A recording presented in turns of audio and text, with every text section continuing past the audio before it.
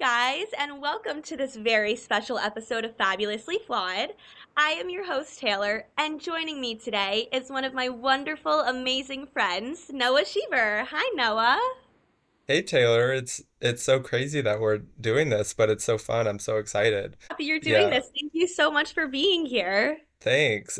I love the podcast. I didn't know it was a thing until you texted me that you had one, and then I binged like 10 of them in a row. It's just so guys really Makes bring a me so smile to happy. my face. And you brought the biggest, like seriously, genuinely, the biggest smile to our faces, when you were telling me how much you loved it. So I so appreciate you, becoming a fan and genuinely enjoying what we have to say. Although I am a little annoyed you didn't introduce me as delightful and dainty.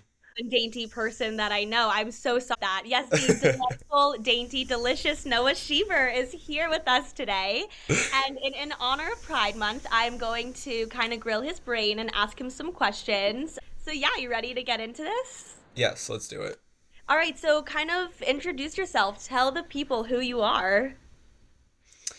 Okay, so I guess I'll just talk to y'all about my relation to Taylor. We are friends from summer camp, and we've been friends for like, I want to say 10 or 15 years, maybe not 15. I mean, maybe No, 15 10 years. years. Like, yeah. That is crazy. So, yeah, friends God. for over a decade, and we met at camp, and she's always just been so amazing, and we just really kind of connected really quickly and became really good friends, and that is how I know Taylor.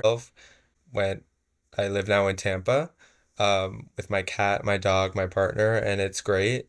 I love cats, I love animals, and I love music, and I play a lot of volleyball. So that's kind of a little bit about me.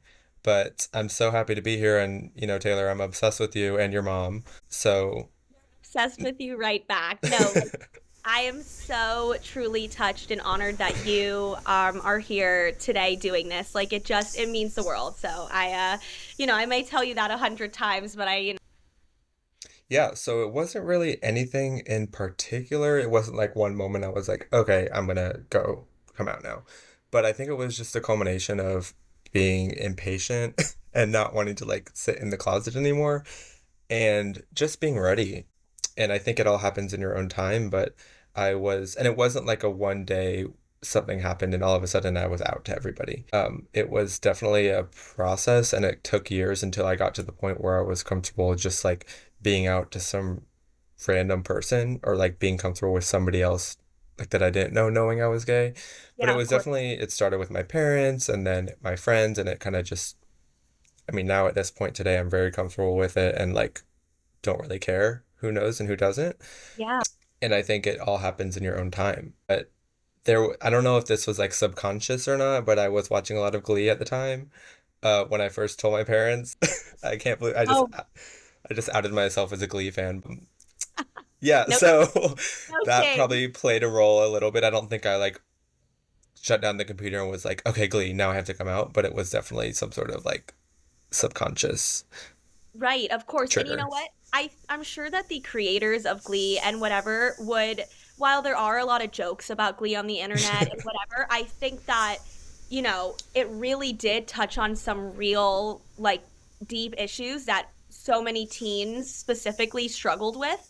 And the fact that, a fictional TV show actually kind of gave you the courage to live your true self. I think that's amazing. And I want to somehow get to the creators of Glee to tell them, like, your show like has positively impacted so many people. So my little Glee fan heart is so tremendously happy hearing that out a little bit later on in your life. I don't think I always knew, but like when I was a kid, I used to like love traditionally more girly stuff or gay stuff, and not that that means anything, but like I think it was always there, and I don't think my parent anybody was like really shocked when I came out, including myself. Yeah. But I mean, it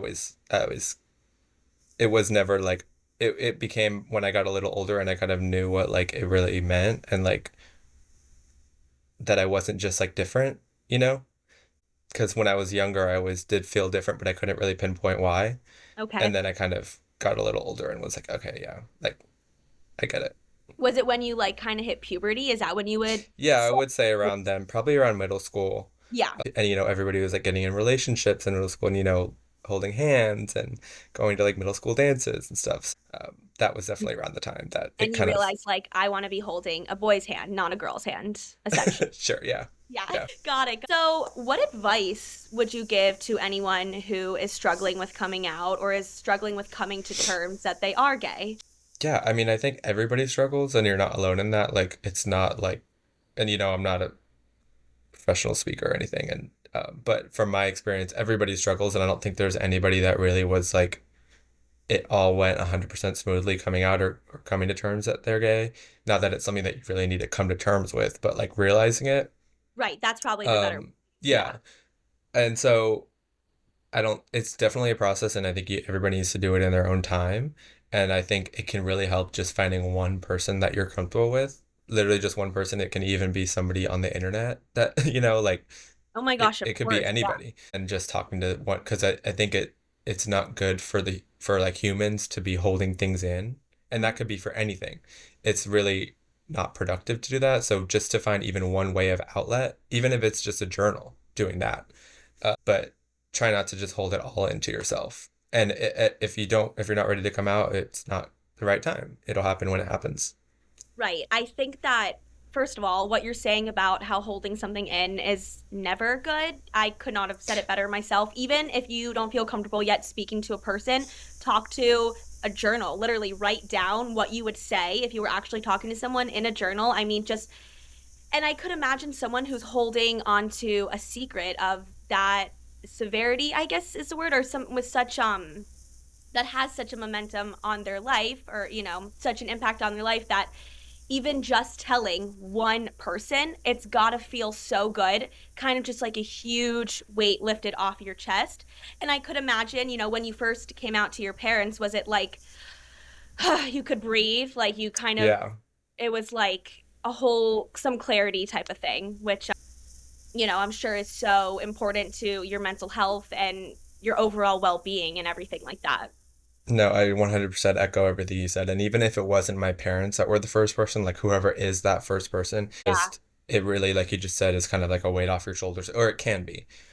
And I really do not advise anybody to not, you have to get some sort of way to let it out. for sure, for sure. Okay, so a little more of a fun, lighter question. Who is your gay icon and why? Okay, this is gonna sound, cliche for my generation, I guess, but for me, it has to be Lady Gaga, right? She Love was it. like, yeah, I mean, I've always loved music, and especially pop music I've always been a huge fan, and like, I think she was the first thing of something that I really enjoyed and like I really paid attention to and cared about, which is music. And she was the first person that I really saw and was like, it was making it cool to be gay. Her support for the community was like, I mean, you can't beat it. She's so big and so huge, and somebody that at that platform that I really looked up to and admired, showing that support was incredible. I could not agree more. As I spend a lot of my time online. I like to say I'm her platform for good and to spread the message that, being gay is more than okay. It's fucking awesome and amazing, and that you should Literally. sit and be your true self. And she was starting that in like the early, I mean, late 2010s, or I'm sorry, early 2010s, like 2008, Yeah. 2009, where it was still, being gay was still kind of Like looked you didn't really upon talk as about it. Yeah. right. It was not talked about. It was still like more of a negative connotation surrounding it. Not as, it's not as accepted as it is today. And she didn't care that, society would, give her shit or whatever. And she was her true self and doing all that she can for the LGBTQ plus community. So I love that you chose Lady Gaga as an answer. I think she's awesome. Her work in the mental health, community today is also extraordinary. I think she's always just kind of been the biggest ally and supporter for people who needed it most. So shout And out just like being different. it, It's yes. not even being gay or being straight. She just made being different okay and Hmm. cool, you know? I It love the wasn't way you said just that. Yeah. yeah.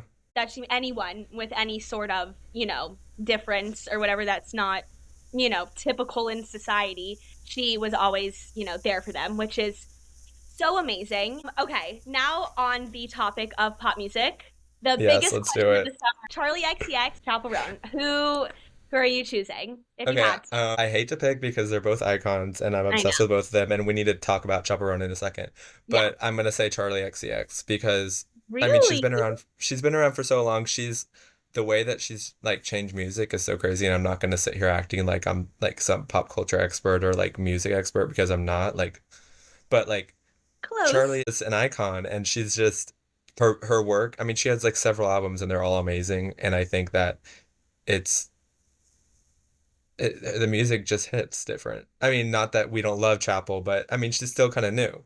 So let's Right. give Chapel a little time. Charlie's established an icon herself. I think Charlie's now been on the scene for almost like it's been about 10 years. I remember Boom Clap was her Boom first. clap. Yep, I was obsessed with The Fault in Our Stars, and that song was featured. Of course. I know, of course, I was, as I saw it about 14 times in the theaters. But that song was featured in the movie, and that movie was huge. And I think that kind of put Charlie on the map a little. I want to say I don't think it was like her claim to fame, but the summer of 2014, Boom Clap was kind of the song of the summer. It was playing all the Yeah, time everywhere, and that was wasn't that one of Charlie's first big it singles? was. And It and was. let's not erase fancy people, okay? Because this Wait, day with Iggy, wait, Charlie was yeah. featured in that song? Yeah, she does the chorus and the bridge. Yeah. Yeah. Why Like did let's I not forget that people, okay? I fully forgot that. That is on me. Charlie, I apologize because No, but Boom Clap was first, and it was like her big smash, and then she came with yeah, Fancy. If you don't know a lot about Charlie, go back to her older music. It's all really good, and it's great. And she's just she's like very refreshing. I mean, I don't know if it's like how much of it is like her persona as a celebrity and how much of it is real, but yeah. she's just like so cool, and her attitude is really it's like really real in my opinion. I You know don't what? know I how want much to of it's say real and fake, but I'd like to think that it's mostly real because how, it's she's been consistent and yeah. it's really hard to lie in your lyrics and your, music. It's almost like who she is. Expresses herself through her songs. So I want to believe that, the persona that she puts out to the public is at least very similar to who she actually is. No, she's awesome. I've always been a fan of Charlie. I would never call myself a huge fan, but as I said, chronically online, and I see a lot of, interviews with celebrities now, and she is the coolest fucking bitch, Charlie XCX. Yeah, an icon. A sound of her going around, a viral sound right now. I don't know if you've heard it. I know you're not big on social media, but she just did an interview with Bo and Yang recently. And she's like, I don't know if I'd call myself a bitch, but I would say I'm bitchy. Like, there's a difference. Okay. She said something along those lines, and it's now like a viral. But you have been on it since she Thank released I you. Follow the Midwest Princess last. Is that the name of the album? It Did I was, butcher yeah, it was in I think September or October last fall. I heard August, her song actually? Naked. Was it? Okay. You sent I me heard Hot her to Go in song. August. Okay, yes. Hot to Go. But she had a song Naked in Manhattan. I mean, Mm-hmm. that was I first heard it before the album Touch came out. me. Yep, yep, yep. And I heard it for the first time. I think I was in the car. I was driving to my parents' house and Hmm. driving home from I don't know. No, I wasn't in college. I must have been living in Nashville. But I was driving to my parents and something changed in my brain. Something jolted me and I was like, "Holy Yeah, shit, this girl is amazing." And I'm not gonna say I discovered her on my own. Like I had heard a couple. I don't remember what podcast it was that had shouted her out, but yeah. thank you for that recognition, Taylor. It means a lot because you're not the only person that said I was on Chapel. You And my wait. next, oh, go Yeah, ahead. go for it. No, no, no. You keep talking. No, the next big star. I mean, she's already getting kind of big, so I mean, I might be. I mean, I've loved her for a couple years, but Remy Wolf. I probably So have sent you a couple of hers you because I have, love and spamming Taylor with music, but okay, yeah, everybody guys. needs to get on Remy Wolf. Wait. So two things. One, the Remy Wolf thing. She actually, yeah, she's been on the scene, for a few years. Obviously, one of my best friends has actually been a bit huge Remy Wolf fan since like 2020 era. So Yeah, she I've had heard that about song with them. Dominic. Yeah, so my best friend, Maddie has kind of talked about Remy. So you say that she's also like one of your faves? Remy is amazing, and she's also she was on like Fallon like a month ago maybe. Is she So she's cute? like already getting kind of big, and I know she opened for Olivia, but she's about to blow up people, and her new album's gonna drop in a couple weeks. Hey, I'm excited. I love that. I love when these like kind of I don't want to say undiscovered, but lesser known pop girlies have finally had their moment. Like Chapel's finally having Yeah, her moment. And I, watched Chapel's interview on Fallon the other day, and she was saying that she's been, working for years. She was performing for, crowds of 10 on the street, and right. now she's kind of become this huge phenomenon. I was gonna, pun and say feminine phenomenon or whatever, but oh, she's kind of finally getting her moment. And people are saying she's kind of similar to this generation's Gaga, just in the way that she dresses, like her crazy extravagant looks, Right, and her being such an ally and such a gay icon. First of all, she is part of the LGBTQ plus community, but also, being kind of this voice for them, which is so awesome. She seems like the coolest person. And her songs, I know we kind of switched from Remy back to no, Chapel, but yeah, yeah, shout I out to am in the Chapel. middle of becoming, wait, Noah, you're gonna die, but I listened to her album, like Rise and Fall of the Midwest Princess, for the first time like 2 days ago. I had listened to Hot to Go when you sent me a year ago, but that was it. And then kind of fell off, didn't listen to any more Chapel. And then this past month or two, where she's become more and more famous, and everyone's been like listening to Red Wine Supernova and Pink Pony Right. Club, those big things. I am late to the trend, but better It's late than okay. never. Better late than never. And I Exactly. think I listened to Red Wine Supernova like 15 times of It's Playboy it's Bridget crack. Bardot. It's literally crack. Think in like the 48 hours that I've listened that I've almost memorized the whole song by now because I've just been playing it and playing it. Like she's so fucking awesome. I love like the upbeat pop vibe, dancey, poppy, clubby Mm-hmm. vibe. And that is so Chapel. And Charlie, and you sent me, Brat, obviously her album, that you were the one who got me listening to it. And I listened to it at first, wasn't the biggest fan. And then as I listened more, I was like, she makes me want to shake my ass. Like, I love this so much. But, overall, you're going to go back to the question of who you prefer, Chapel or Charlie. You're going Charlie for now. I'm going Charlie. Okay. I mean Charlie. Yeah, I'm going Charlie. Okay. Period. Now, also still on the topic of pop music, because we love that, would you say that it is making a comeback, or did it ever really not go away? Or like, what are your thoughts on the current state of pop music? I mean, I think it's blowing up. I don't think it ever really went away. I mean, I know people are kind of saying that for like a while it was kind of down, but Yeah, I think after Renaissance, I mean, that kind of just took over for like that could have taken me over for the rest of my life. So like I wasn't really complaining.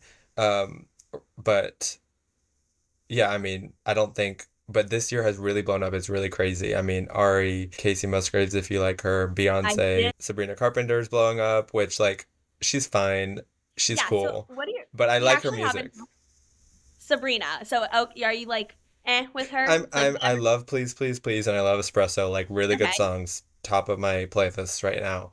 I'm still kind of like sussing her out a little bit Right. You need because more time. No, and her album's yeah, gonna drop super soon, so I guess yeah. you'll get more of a feel for her there. I'm not honestly the biggest, as they say, carpenter. I'm not the biggest carpenter yet. Okay, obviously I don't not like her, but I I think thought she's cute, but like I don't think she's anything like I don't think her vocals are anything crazy, yeah. and I think that's kind of like something that's holding me back on her. Sorry, anyone who's like loves Sabrina, but They'll yeah. survive. Would And you I'm say gonna that kick myself when this album's like really good because I bet it's probably gonna be really good. no, it is, But but like, yeah, no, it's okay to have this opinion right now, and people's opinions change. Do you think Charlie or Chapel has the better vocals?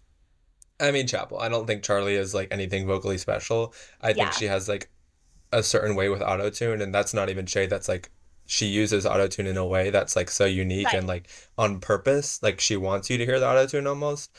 I don't think Charlie's there because of her vocals. I think it's just like her ability to make good music. Her And vibe, I her think everything. there's a difference sometimes. I mean, I know I'm kind of contradicting what I said about Sabrina, but I do think Charlie is somebody that's like different and special in that sense of like you don't need to have the craziest vocals to make bangers. To be like a little, she is considered a pop icon, Charlie. Yeah. So love that for her so much.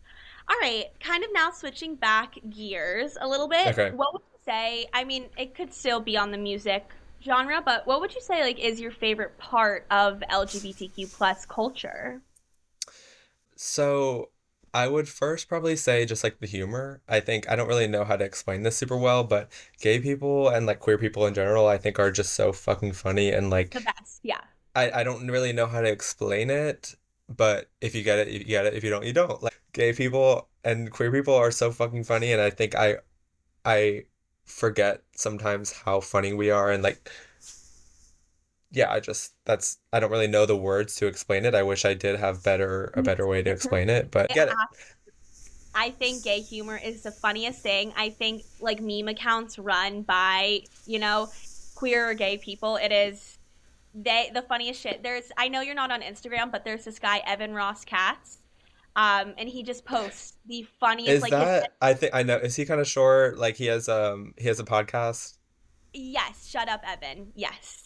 Okay, maybe I'm thinking of somebody else. You There's a might be thinking of podcast. someone else, but no, he's just like gay Jewish guy who lives in the city, New York. Okay, I think I know who you're talking about. You might. He's like Yes, yes, obsessed yes. with pop culture, and he Yes. posts the fun. Like, there's no better person than him who makes me laugh as much. So I love that you said. I think music and humor is my favorite part of the culture. I think the people are just better and cooler. Like, I just Yeah, we're just cooler. I'm sorry, yeah, people, but no, like, you genuinely are. Like, you just like are better. You're kinder and funnier and cooler and just less judgmental. I don't know. I think more down to earth and just overall better people. So shout out to yeah. you guys. And I will No, no, no, no. Please take it um away. I do think one thing about LGBTQ culture is like we kind of get what it feels like to be on the outside. And I feel like in that sense I feel like we're a little more understanding. And I know I admit there are parts of gay culture that are not as inclusive and like I probably haven't experienced as much being like a white person. But in terms of like discrimination and like not feeling included, but I think in general, queer people are pretty good at like having empathy for others because we've kind of felt on the outside. And But so, instead of myself. yeah. Yeah. I think that has absolutely so much to do with a lot of the compassion and empathy that has arose from the community because, Hmm. people who have gone through hardship themselves, can feel for those more so than others. All right, so before we wrap, this episode up, is there anything else that you want to say or just about anything at all or just want to let the people know? I don't know, but I just thank you so much for having me. And, I'm obsessed with you and your mom, and I miss her. I'm And so obsessed with you. Like so no, obsessed. it's received and reflected. That's my favorite term. My one of my best friends, Bree, came up with it. Um, Received and reflected. received and reflected because we That is get us. it, and I feel the same way about you. Oh, the love I have for you. Every time, and Noah, the thing about him is he will text me every time he likes a song or a new song on Taylor's the getting it, the market. link. Taylor's getting the link. He texts me and it makes me so fucking happy. One, that you like think of me, and two, that like you just get me. Like you get me. I've always been, out there and crazy and unique, and you've always accepted me and embraced it. And that's And I why we love love you. You're not like anybody else, seriously. my oh And no, my last comment, everybody yeah. get into Remy Wolf. When I did you say when am I getting into Remy? No, I said everybody needs to get into Remy. Everybody, yes, that's Yes. what everyone needs to get into Remy Wolf. If you Myself, take away one thing. I'm going to when we hang up, I'll send me your favorite song of hers or Okay. what is it? Do you know off the top of your head? Probably Cinderella. It's like one Okay. of her newer ones. All right, I'll be listening to Yeah. Cinderella. So, guys, really quick before we wrap things up, I just want to say that our store, Fabulously Flawed on Etsy, we have a lot of Pride merch, but also just, a bunch of stuff in general. We can customize anything you want for you. And in honor of Pride Month, 15% of the proceeds from sales will go to the LGBT Foundation, which is a charity that campaigns for a fair and equal society where all lesbian, gay, bisexual, and trans people are able to reach their full potential. Another 15% of proceeds will go to the Trevor Project, a nonprofit suicide prevention organization that provides 24/7 crisis support services, research, and advocacy for young people part of the LGBTQ plus community. Make sure to use code PRIDE24 when checking out.